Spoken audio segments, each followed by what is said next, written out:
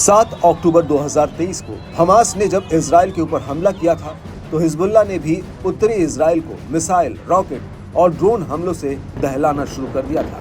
Hezbollah के हमलों की वजह से उत्तरी इजराइल के सेटलर्स अपना घर बार सब छोड़कर पलायन कर गए थे। यहाँ तक कि हिजबुल्लाह के जासूसी ड्रोन्स ने इजराइल के कई सैन्य अड्डों की खुफिया जानकारी तक रिकॉर्ड कर ली थी। लेकिन 27 नवंबर 2024 को इजराइल ने हिजबुल्लाह के साथ युद्ध विराम समझौता कर लिया था।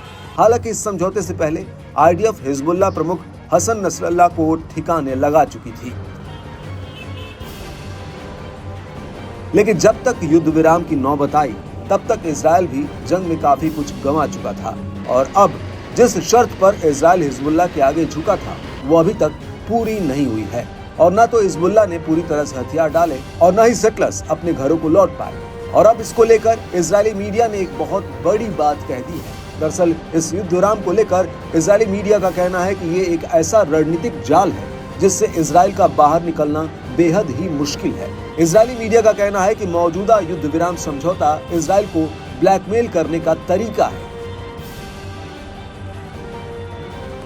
इसको लेकर इजराइल के एक पूर्व सेना अधिकारी योनातन अदीरी ने इजरायली न्यूज़पेपर येदिओत अहरोनोत से कहा कि कई मोर्चों पर 15 महीनों की लड़ाई में बड़ी जीत हासिल करने के बावजूद इजराइल लेबनान और गाजा समझौते के बीच खुद को निम्न स्थिति में पाता है, जो बातचीत में खड़े होने और उसे छोड़ने की वास्तविक ताकत के अभाव का कारण है।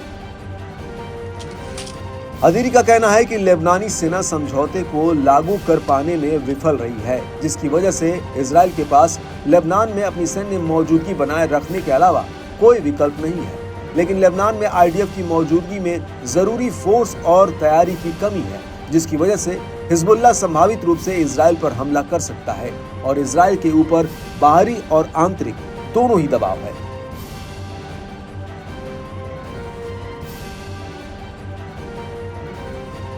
आदिरी ने आगे कहा कि शुरुआती तौर पर समझौते को एक रणनीतिक रूप से स्वीकार किया गया, लेकिन धीरे धीरे ये एक रणनीतिक जाल में तब्दील हो गया जिससे निकलना मुश्किल है, विशेष रूप से उत्तर के सेटलर्स को सुरक्षित रूप से उनके घरों में वापस भेजने की जरूरत की वजह से।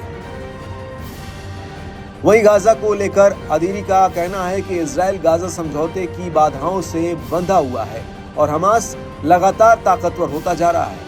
इजराइल द्वारा प्रत्येक फिलिस्तीनी कैदी को छोड़ना गाजा पर उसके कंट्रोल में एक तरह से बढ़ोतरी है और इस समझौते की वजह से इजराइल हर हफ्ते महत्वपूर्ण प्रभाव खोता जा रहा है। हाई प्रोफाइल कैदियों की रिहाई, गाजा के नागरिकों का धीरे धीरे उत्तरी गाजा में लौटना और मिस्र से असीमित सहायता के लिए राफाह क्रॉसिंग को खोलना।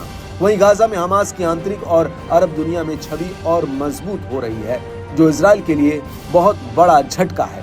इजराइल इन दोनों समझौते से पीछे हटने में असमर्थ है और हिजबुल्लाह और हमास को इसका भली भांति एहसास भी है और ये दोनों उसे ब्लैकमेल कर रहे हैं। इजराइल इस जाल में फंस चुका है।